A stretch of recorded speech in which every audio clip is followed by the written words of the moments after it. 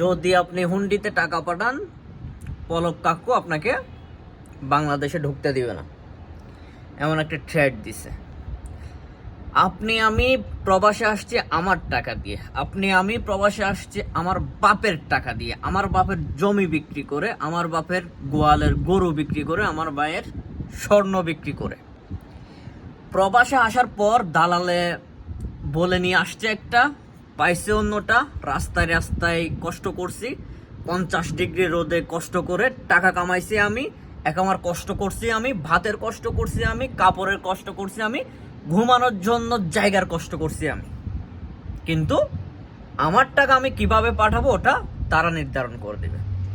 আমার টাকা আমি হুন্ডিতে পাঠাবো নাকি বিকাশে পাঠাবো নাকি ব্যাংকের মাধ্যমে পাঠাবো, আমি মনে করি এটা পার্সোনালি আমার ডিসিশন, আপনার ডিসিশন।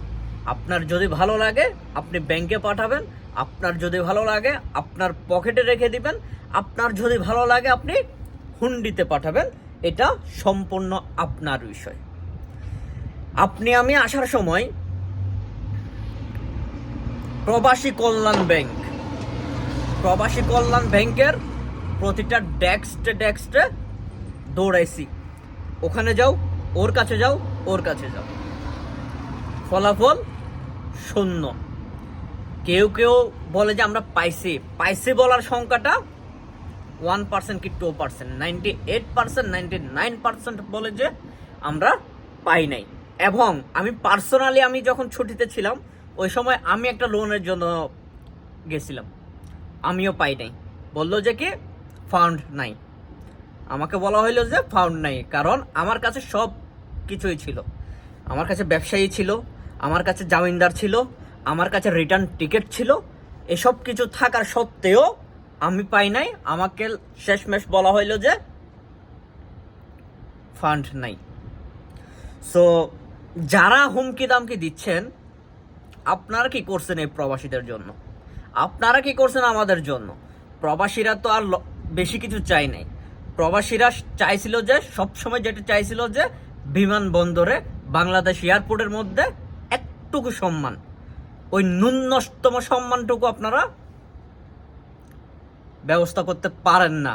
আপনারা তো দেন না। আপনারা যাদের কাছ থেকে টেবিলের নিচ দিয়ে মিষ্টি খাওয়ার জন্য, চা খাওয়ার জন্য হাদিয়া নিয়ে যাদেরকে ওখানে বসাইছেন তারা করতেছে।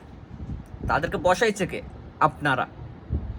তো আপনাদের বসানো ওই কুত্তাগুলা এই প্রবাসীদেরকে ন্যূনতম সম্মানটুকু দেয় না, যার কারণে গিয়ে প্রবাসীরা এতটাই ক্ষেপে আছে।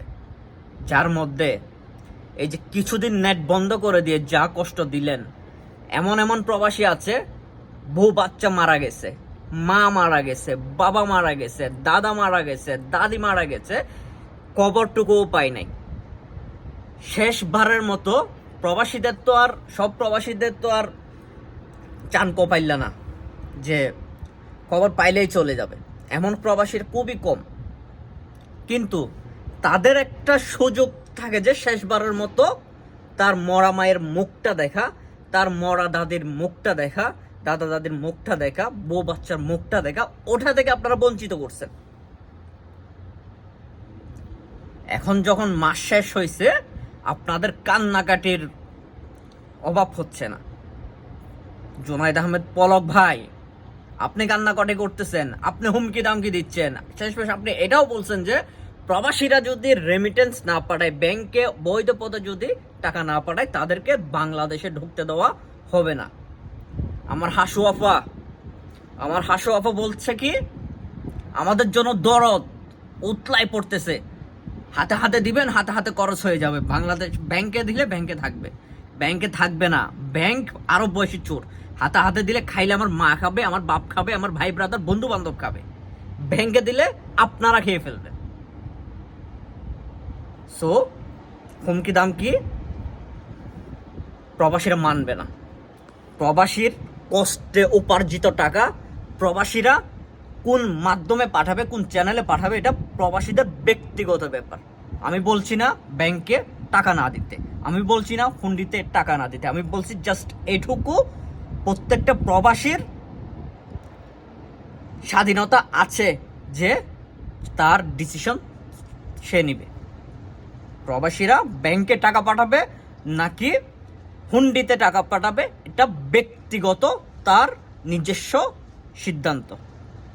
ধন্যবাদ।